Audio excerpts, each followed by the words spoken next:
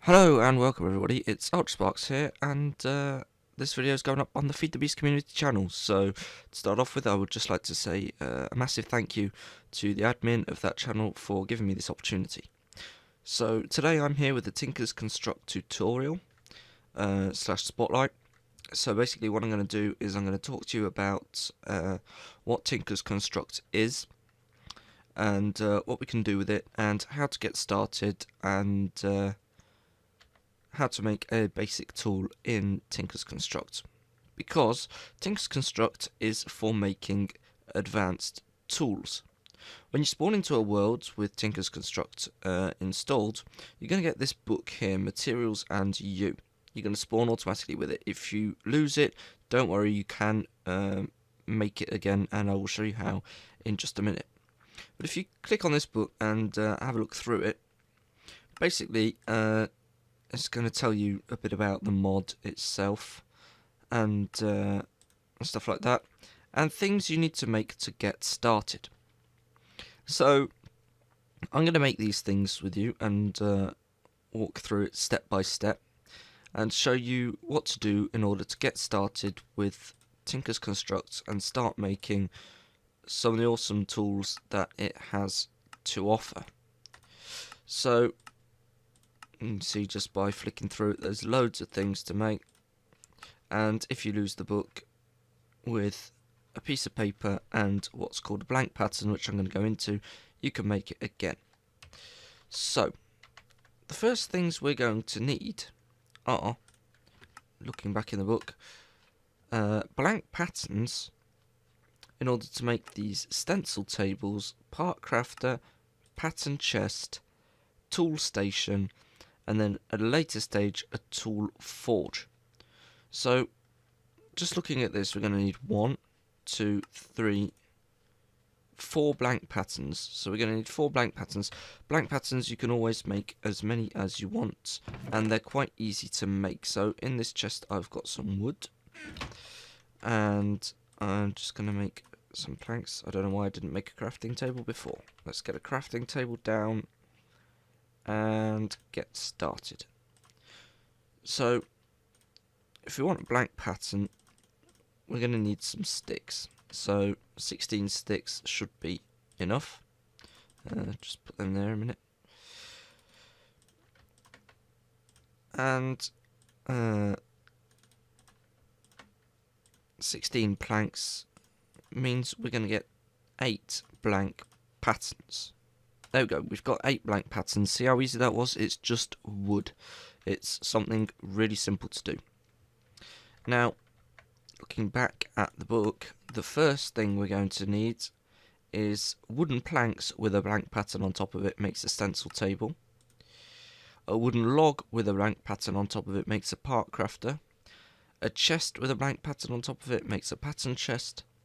And a crafting table with a blank pattern above it makes a tool station. So we're going to make all of these, and then I'm going to walk through what each one of them does. So the first one is planks with a blank pattern on top of it. It's going to make your stencil table, and you're going to get this book, this second book, the part 2, as soon as you make any of these things that I'm about to make. So that's always useful to know. Now here you're going to get the part builder. Take these out for a minute. Add some more wood in so that I can make a chest. There we go. Blank pattern on top of that is going to give us a pattern chest. And with 4 of them we're going to get a tool station. That's just another crafting table. So we're going to get a tool station. So there we have our 4 first things that we're going to need. So we can put these down. I think as long as the pattern chest needs to be next to the stencil table, and all the others can just go down. It's good to have them next to each other because we're going to use them all at all sort of together. Now, you might think that what I'm saying is a bit vague, but I'm going to get into it right now. So, in Tinker's Construct, you make tools out of various different materials, whether it be metals, or wood, or stone, or some other strange materials such as slime and paper. And I'm just going to set the time today. So, sorry, all of these tools are made from patterns, and that's where the blank patterns come into play, because these blank patterns we're going to stencil out in the stencil table in order to make the pattern of the certain part of tool that we want. So if we look in the second book, which is the red book, it's going to tell us what tools we can make with Tinker's Construct. So we have a pickaxe, a shovel, a hatchet, a mattock, a broadsword, longsword, rapier, dagger, frying pan, battle sign, chisel, hammer, lumber axe, excavator, scythe, cleaver, battle axe, short bow, and arrow. Now, all of these have their advantages. Now, you might think, why would I want to make a Tinker's Construct pickaxe when I can just stick 3 iron ingots on top of 2 sticks and get a pickaxe? Why go to all this trouble? Well, they've all got their particular advantages, but the best part about Tinker's Construct tools is they are highly modifiable, and when they break, they're easy to repair. So, the first thing a lot of people like to make is a pickaxe.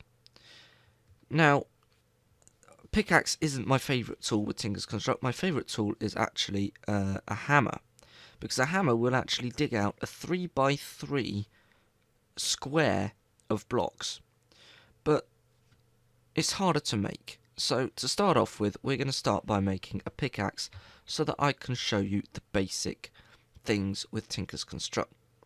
Now, what you need to know is that if you want to use any metals for your tools, you're going to need a smeltery. Now, a smeltery is a multi-block structure, part of Tinker's Construct, that you're going to make with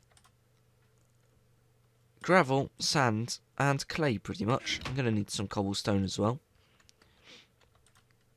So, I'm just going to make a furnace, because I'm going to need it. And now I'm going to start and show you how to make a smeltery. So the main part of a smeltery is seared bricks. Seared bricks are made with sand, gravel and clay in a crafting table, because what you have to make is grout.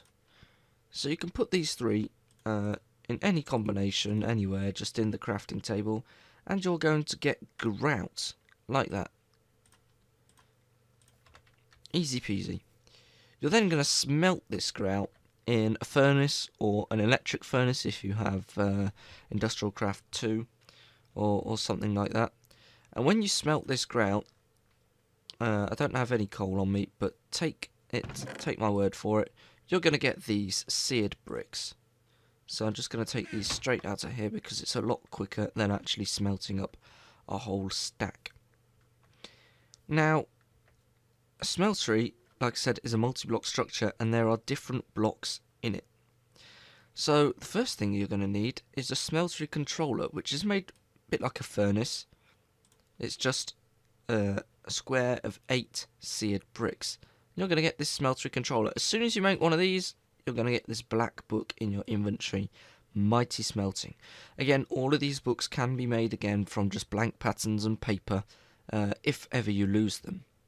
And you can find the recipes always in Not Enough Items. If you just look up materials and here you are, and you can see that it's blank pattern and paper. So the first thing we've got is a smeltery controller. Again, all of these you can look up in Not Enough Items. You're going to need a smeltery controller. You're then going to need a smeltery drain, which is made like so, with 6.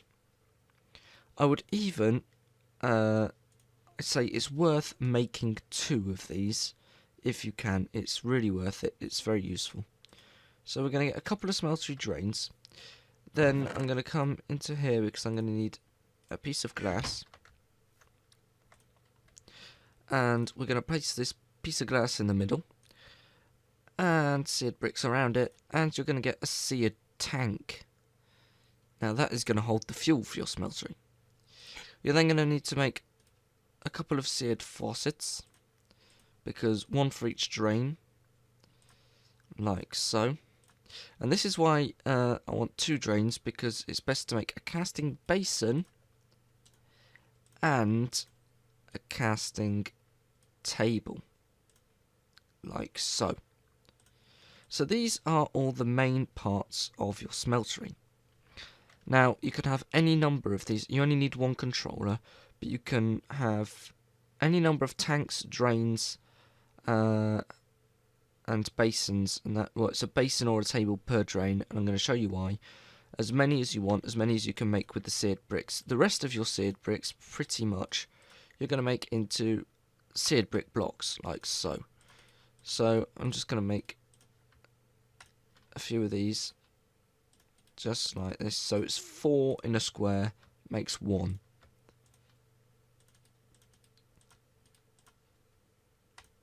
Like so.